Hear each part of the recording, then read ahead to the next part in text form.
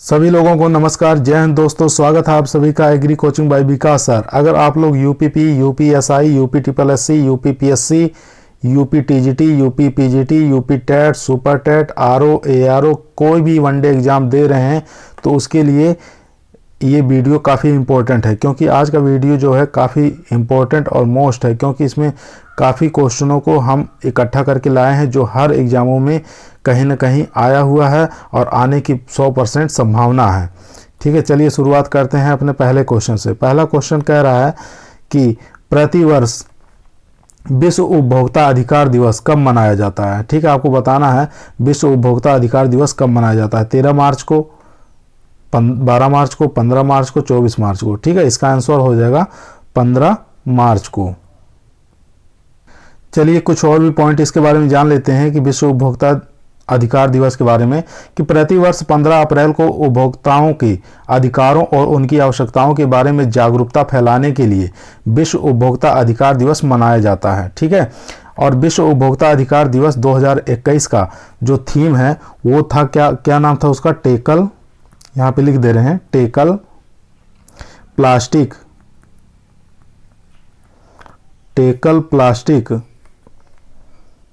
Pollution.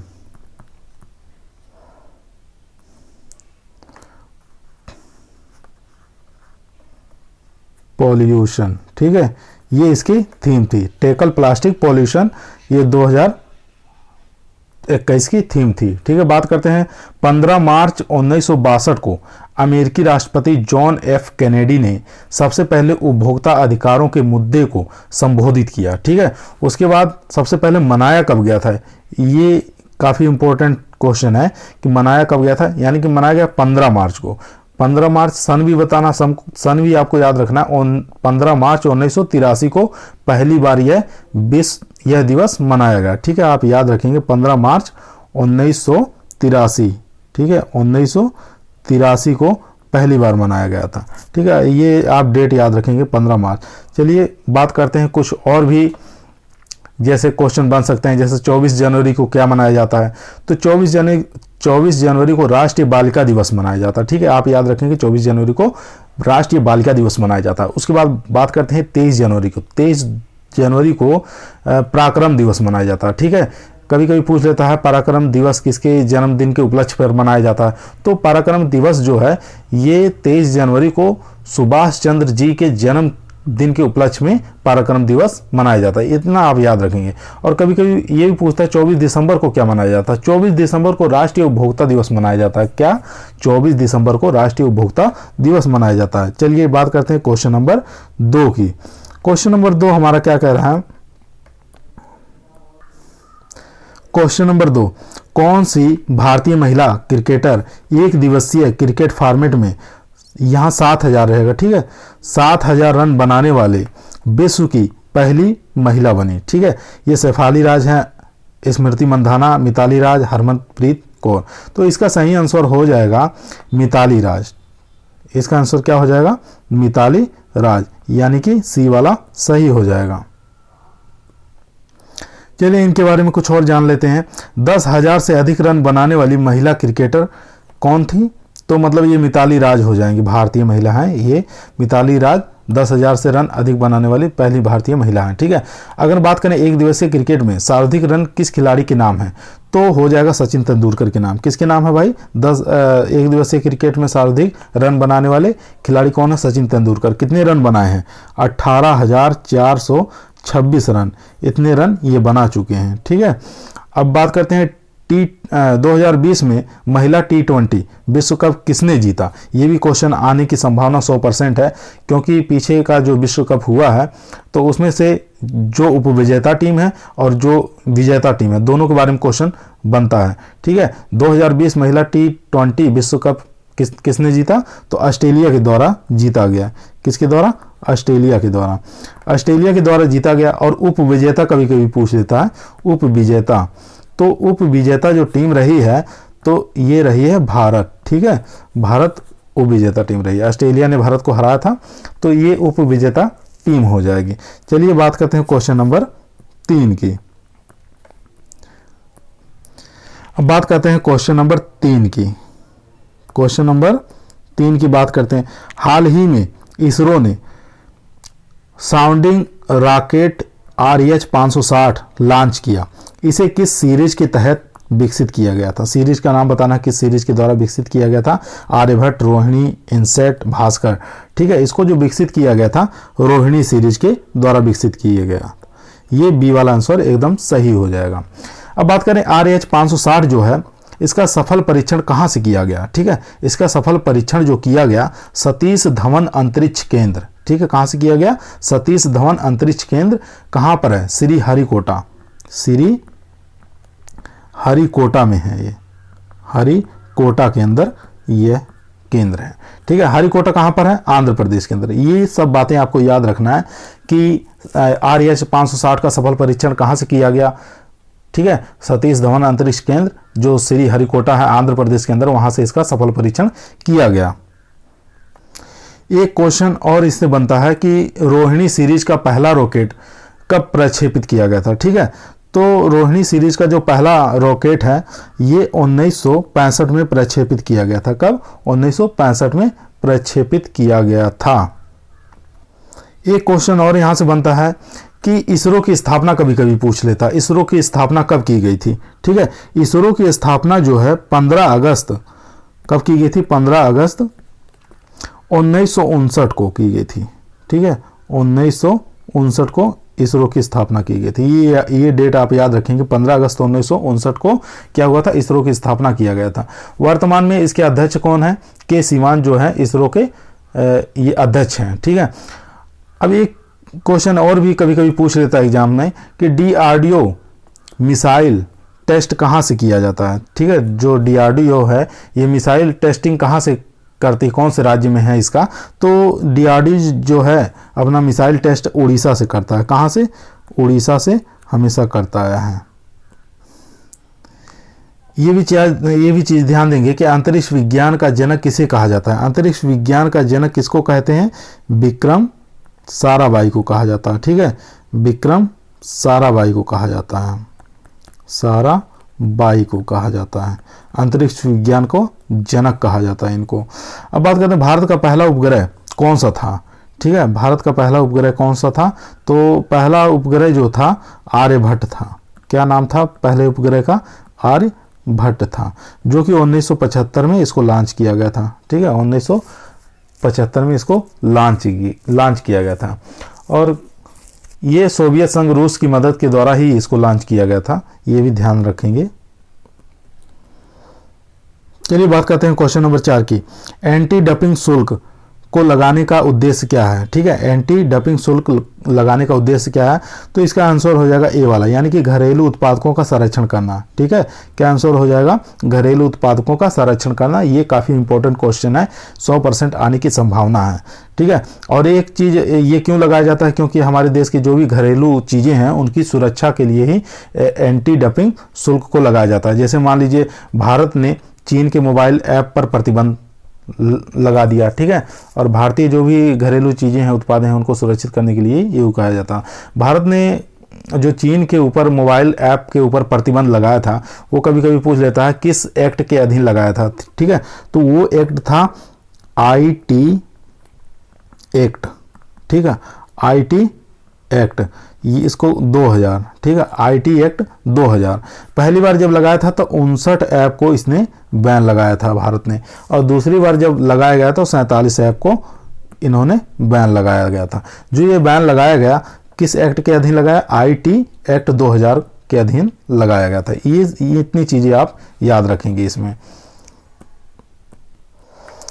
अभी 2-3 महीने पहले चर्चा में रही गलवान घाटी। पूछता है एग्जामों में गलवान घाटी कहाँ पर स्थित है? तो ये गलवान घाटी कहाँ पर स्थित है? लद्दाख के अंदर है। ठीक है, लद्दाख के अंदर गलवान घाटी है, ये याद रखेंगे। पंचशील समझौता कब हुआ? ठीक है, ये भी पूछ सकता है, क्योंकि पंचशील समझौता जो है 1954 के अंदर हुआ। ठीक है, कब हुआ था? 1954 में हुआ था। हिंदी चीनी भाई भाई हैं, ये इसका वो था, हिंदी चीनी भाई भाई हैं। पंचशील समझौते का उद्देश्य था ये। चलिए क्वेश्चन नंबर 5 की बात करते हैं। बिटकॉइन जो हाल ही में चर्चा में रहा, ठीक है, संदर्भ में कौन सा कथन सत्य है? सत्य बताना, इनमें से कौन सा कथन सत्य है। ठीक है, पहला आंसर इसका सही हो जाएगा, यह पीयर टू पीयर प्रणाली पर आधारित है। ठीक है, यह पीयर टू पीयर प्रणाली पर आधारित है। इसके बारे में बात करते हैं कि यह एक जो बिटकॉइन जो मुद्रा है, यह एक डिजिटल मुद्रा है। ठीक है, इसको कोई छू नहीं सकता और यह एक प्रकार की आभासी मुद्रा भी कह सकते हैं। और सबसे पहले इसको बनाने वाले कौन व्यक्ति थे, उनकी बात कर लेते हैं। संतोषी नाकामोती। ठीक है, नाकामोती, संतोषी नाकामोती, इन्होंने 2009 में जापान में इसको विकसित किया। ठीक है, बिटकॉइन डिजिटल जो मुद्रा है 2009 में संतोषी नाकामोता द्वारा इसको विकसित किया गया। ये जापान के वैज्ञानिक हैं। और बात करते हैं एक बिटकॉइन की कीमत कितनी होती है, तो $60,000 होती है। ठीक है, एक बिटकॉइन की कीमत कितनी होती है, $60,000। अगर बात करें भारतीय मुद्रा में तो 44 लाख। ठीक है, 44 लाख रुपए एक बिटकॉइन के बराबर। एक चीज और इसमें ध्यान देंगे, बिटकॉइन सिर्फ कंप्यूटर में ही होता है, इसे कंप्यूटराइज मुद्रा भी कहा जाता है। ठीक है, और इसको एलागोरिथम के द्वारा ही प्राप्त किया जाता है। बिटकॉइन को किसके द्वारा प्राप्त किया जाता है, पूछ लेता है एग्जामों में। एलागोरिथम इसके द्वारा इसको प्राप्त किया जाता है। तो इसके संदर्भ में ए वाला आंसर सही है हमारा। यह पीयर टू पीयर प्रणाली पर आधारित होता है। इसमें याद रखेंगे कि एक बिटकॉइन की कीमत होती है $60,000, या भारतीय मुद्रा में अगर इसको व्यक्त करें तो 44 लाख के बराबर होती है। तो बिटकॉइन को बनाने वाले सबसे पहले जो है संतोषी नाकामोता, ये जापान के हैं। इन्होंने 2009 में बनाया गया और ये जो है मुद्रा डिजिटल मुद्रा है। ठीक है, कंप्यूटर द्वारा ही इसको लेन देन या प्रदान किया जाता है। चलिए क्वेश्चन नंबर 6 की बात करते हैं। निम्नलिखित में से किस शहर में देश का पहला सेंट्रलाइज्ड एसी रेलवे स्टेशन बनाया गया? ठीक है, इसका आंसर हो जाएगा बेंगलुरु, यानी कि डी वाला सही हो जाएगा। एक चीज और इसमें पूछता है कि NAMA, इसको नामा कहते हैं। नामा मेट्रो का संबंध किस शहर से है? ठीक है, पूछता है नामा मेट्रो का संबंध किस शहर से है, तो इसका संबंध भी बेंगलुरु से ही हो जाएगा। ठीक है, इसको ग्रीन मेट्रो भी कहते हैं। क्या कहते हैं? नामा को ग्रीन मेट्रो कहते हैं। ग्रीन मेट्रो के नाम से भी जाना जाता है इसको। बेंगलुरु से और भी चीज़ें देख लेते हैं क्या क्या फेमस है जो हर एग्जामों में आता है। जैसे बगीचों का शहर किसे कहते हैं? बगीचों का शहर बेंगलुरु को कहा जाता है। सिलिकॉन वैली भी कहा जाता है। ठीक है, बगीचों का शहर या सिलिकॉन वैली के नाम से भी जाना जाता है बेंगलुरु को। और चिन्ना स्वामी स्टेडियम कहाँ पर स्थित है? ये भी काफ़ी ज़्यादा एग्जामों में देखा गया है, आता है क्वेश्चन। तो ये भी जो है बेंगलुरु के अंदर ही है। चिन्ना स्वामी स्टेडियम कहाँ पर स्थित है? बेंगलुरु के अंदर स्थित है। उसके बाद बात करते हैं क्वेश्चन नंबर 7 की। क्वेश्चन नंबर 7 हमारा कह रहा है विजय हजारे ट्रॉफी 2021 का खिताब किस टीम ने जीता? ठीक है, विजय हजारे की जो ट्रॉफी हुई थी किस खिलाड़ी के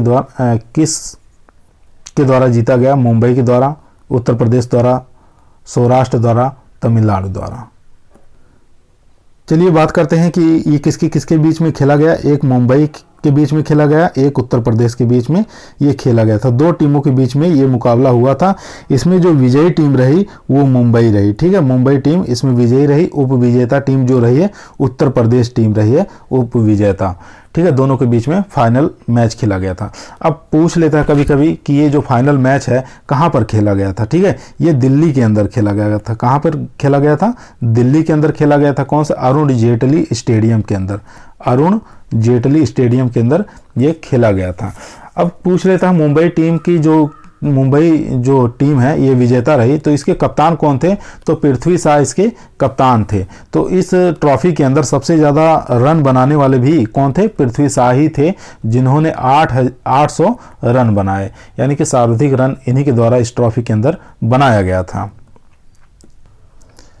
ये भी क्वेश्चन आ सकता है कि सैयद मुश्ताक अली ट्रॉफी हाल ही में किसके द्वारा जीती गई, तो ये तमिलनाडु के द्वारा जीती गई थी सैयद मुश्ताक अली ट्रॉफी। ठीक है, इसके कप्तान जो थे डीके थे, यानी कि दिनेश कार्तिक इसके कप्तान थे इस टीम के। अब बात करते हैं क्रिकेट की कौन सी प्रतियोगिता जो 87 सालों बाद पहली बार रद्द हुई। ठीक है, कितने साल बाद? 87 साल बाद पहली बार जो है रद्द हुई, तो वो थी रणजी। ठीक है, रणजी कहते हैं इसको, रणजी ट्रॉफी जो है ये इसके इस बार 87 सालों बाद पहली बार रद्द हुई। और पिछली बार 2020 में जो ये ट्रॉफी थी रणजी, ये सौराष्ट्र द्वारा जीती गई थी। ठीक है, सौराष्ट्र द्वारा जीती गई थी। ये भी याद रखेंगे। दिल्ली के अरुण जेटली स्टेडियम का नाम, पुराना नाम क्या है? ठीक है, ये दिल्ली का जो स्टेडियम का नाम नया बना है अरुण जेटली स्टेडियम। ये पूछ लेता है पुराना नाम इसका था, क्या नाम था? तो फिरोज शाह कोटला इसका पुराना नाम था। अब जो नया नाम बना है वो अरुण जेटली स्टेडियम के नाम पर बना हुआ है। और बात करें मोटेरा स्टेडियम का नाम बदल कर क्या रखा गया, तो मोटेरा स्टेडियम का नाम जो बदल कर रखा गया वो नरेंद्र मोदी स्टेडियम रखा गया। कहाँ पर है? अहमदाबाद के अंदर है। तो इन सब चीज़ों को आप ध्यान से पढ़ लेंगे। चलिए बात करते हैं क्वेश्चन नंबर 8 की। NCAER यानी कि लैंड रिकॉर्ड सर्विसेज इंडेक्स 2021 में कौन सा राज्य शीर्ष पर रहा? बताना है कि लैंड रिकॉर्ड सर्विसेज इंडेक्स के अंदर 2021 के अंदर कौन सा राज्य जो है शीर्ष के यानी कि पहले स्थान पर बना रहा। ठीक है, तो इसका सही आंसर हो जाएगा मध्य प्रदेश, यानी कि मध्य प्रदेश ये 2021 में भी प्रथम स्थान पर रहा और 2019 और 20 में भी इसका फर्स्ट ही रैंक था। ठीक है, मध्य प्रदेश का। और सेकंड नंबर पे जो आता है ये सेकंड नंबर पे रहा पश्चिम बंगाल, ये सेकंड नंबर पे रहा। मध्य प्रदेश के बारे में कुछ तथ्य और भी जान लेते हैं, जैसे ओंकेश्वर बांध कहाँ पर स्थित है। ठीक है, ओंकेश्वर बांध जो है ये भी मध्य प्रदेश के अंदर स्थित है, नर्मदा नदी के ऊपर स्थित है। ठीक है, वन क्षेत्र के हिसाब से कौन सा राज्य प्रथम स्थान पर बना हुआ है, तो वन क्षेत्र के हिसाब से देखा जाए तो एमपी मध्य प्रदेश जो है ये भी प्रथम स्थान पर बना हुआ है। इसको टाइगर स्टेट भी कहा जाता है। और एक चीज़ और कि संविधान की 9वीं अनुसूची किस संविधान संशोधन द्वारा जोड़ी गई। ठीक है, तो ये भूमि सुधार से जोड़ी गई। और पहला संविधान संशोधन कब हुआ था? पहला संविधान संशोधन 1951 में हुआ था। ठीक है, ये 12वीं अनुसूची के अंतर्गत आता है, 12वीं अनुसूची के अंतर्गत। वर्तमान में 12वीं अनुसूची है और पहला जो संविधान संशोधन हुआ था 1951 में हुआ था। चलिए बात करते हैं क्वेश्चन नंबर 9 में। हाल ही में किस दक्षिणी एशियाई देश की कैबिनेट ने सार्वजनिक जगहों पर बुर्का पहनने पर पाबंदी का आदेश दिया है? ठीक है, इसका आंसर हो जाएगा श्रीलंका। श्रीलंका ने ऐसा आदेश दिया है कि सार्वजनिक जो जगह है वहां पर बुर्का नहीं पहन सकते हैं। श्रीलंका ने राष्ट्रीय सुरक्षा के नाम पर एक महत्वपूर्ण फैसला लेते हुए सार्वजनिक जगहों पर बुर्का पहनने पर पाबंदी लगा दी है। पाबंदी के दायरे में चेहरे ढकने के अन्य भी तरीके को इसको शामिल किया गया है कि इसमें और भी तरीके हैं कि किस प्रकार चेहरे को आपको ढकना है, किस प्रकार नहीं ढकना है, तो ये सब उसके अंतर्गत लिखा गया है। अब बात करते हैं क्वेश्चन नंबर 10 की। भारत और श्रीलंका के बीच में एक दो क्वेश्चन और भी बन जाते हैं, जैसे भारत और श्रीलंका के मध्य कौन सी जल संधि हुई। ठीक है, भारत और श्रीलंका के बीच में कौन सी जल संधि होती है, तो पाक जल संधि। उसका नाम क्या है? पाक जल संधि।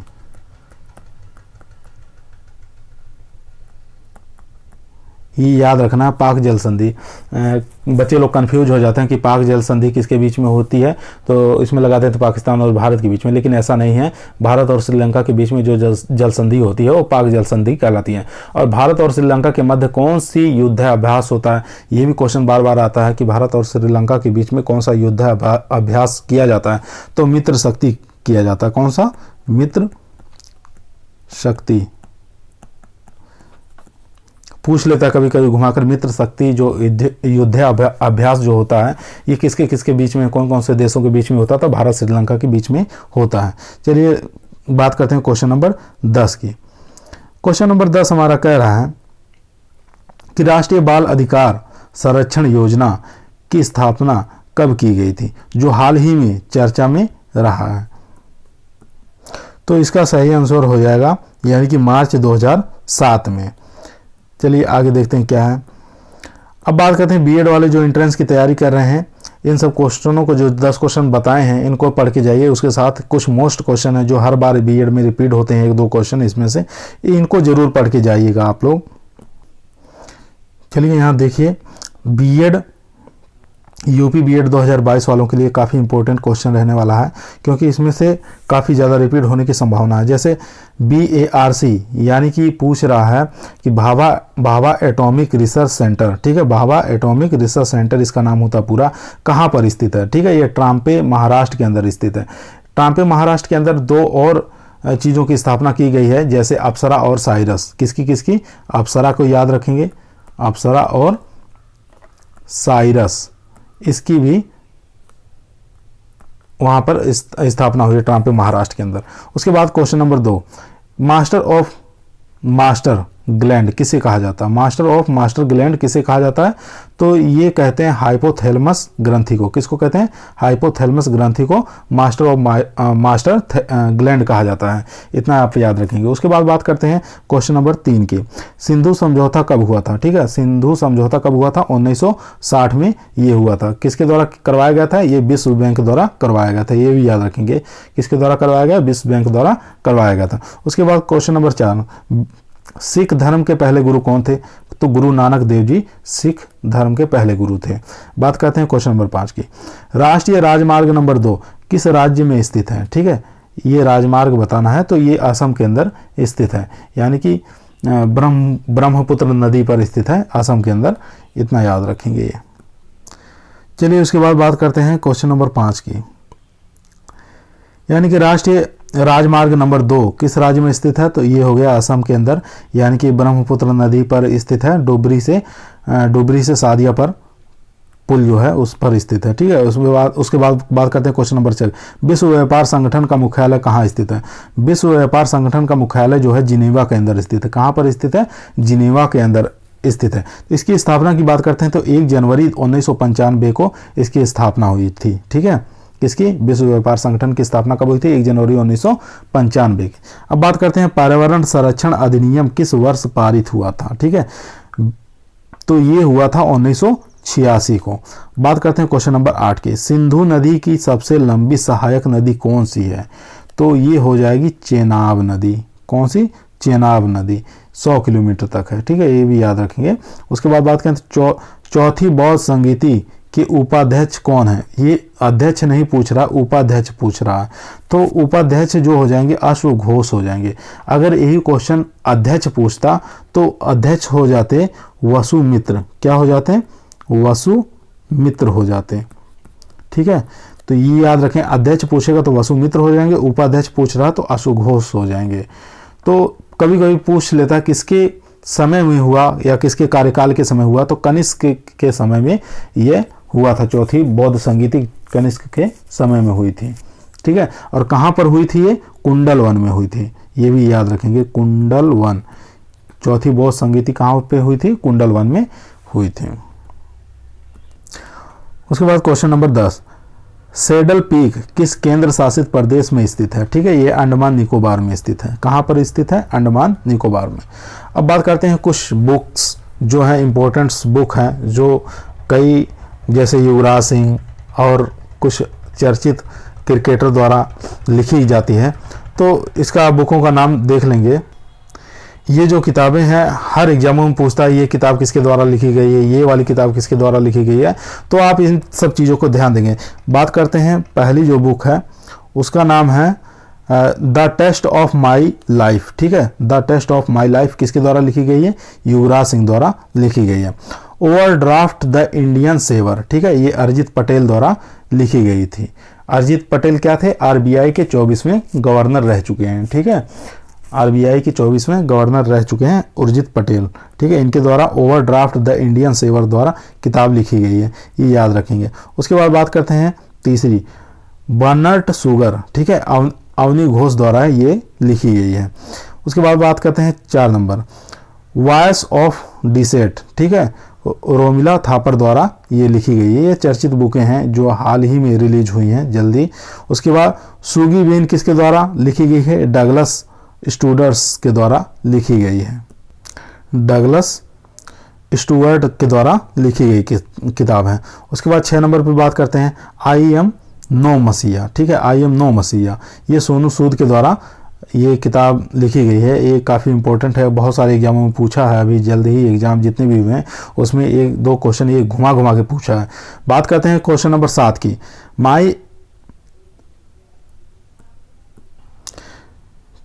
माई एक्सपेरिमेंट विद ट्रूथ, ये महात्मा गांधी द्वारा लिखी गई किताब है, माई एक्सपेरिमेंट विद ट्रूथ। उसके बाद बात करते हैं नील दर्पण। नील दर्पण किसके द्वारा लिखी गई है? नील बंधु के द्वारा लिखी गई है। बंग बंधु, ये मुजबिर रहमान द्वारा लिखी गई किताब है। उसके बाद हिंद स्वराज, ये महात्मा गांधी द्वारा लिखी गई किताब है। दास कैपिटल, ये कार्ल मार्क्स द्वारा लिखी गई किताब है। अर्थशास्त्र, ये चाणक्य यानी कि कौटिल्य द्वारा लिखी गई किताब है। उसके बाद लास्ट है हमारी प्लेइंग इट माई वे। ठीक है, ये सचिन तेंदुलकर द्वारा लिखी गई किताब है। ये किताबों को आप बढ़िया से याद कर लीजिए, तैयार कर लीजिए, रट लीजिए। जो कि आप बीएड की तैयारी कर रहे हैं एंट्रेंस की, उसमें अधिकतर ये क्वेश्चन आएंगे। बीएड के अलावा जितने भी वनडे एग्जाम आप दे रहे हैं, चाहे एसएससी का हो, चाहे यूपी SSC का हो, यूपी PCS की, हर एग्जामों में ये कहीं ना कहीं क्वेश्चन आपको देखने को मिलेंगे। आज का टॉपिक हमारा यहीं समाप्त होता है। इसी प्रकार का वीडियो आगे भी लाते रहेंगे। आप हमारे चैनल को लाइक सब्सक्राइब जरूर कर लीजिए, ताकि जब भी हम नया कोई वीडियो लेके आएंगे तुरंत आपको नोटिफिकेशन उसका प्राप्त हो जाए और आप उसको अच्छे से पढ़ सकें, देख सकें। ठीक है, आप लोग अधिक से अधिक हमारे चैनल को agree coaching by Vikas sir को अधिक से अधिक शेयर करिए, लाइक करिए और सब्सक्राइब करवाइए। थैंक यू, धन्यवाद।